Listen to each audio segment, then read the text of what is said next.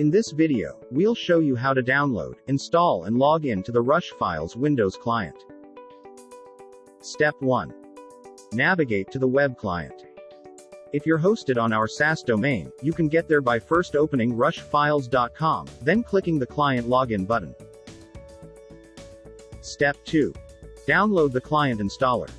To do this, click the Download Client Software button, located in the bottom right corner of the login screen. If you've logged in, the installer is available in the top right corner.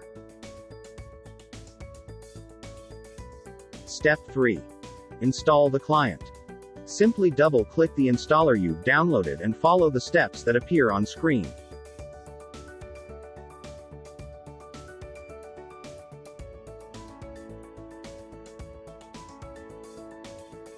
Step 4.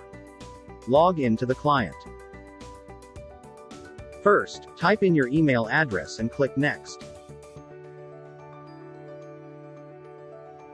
Then, type in your password and click Log in.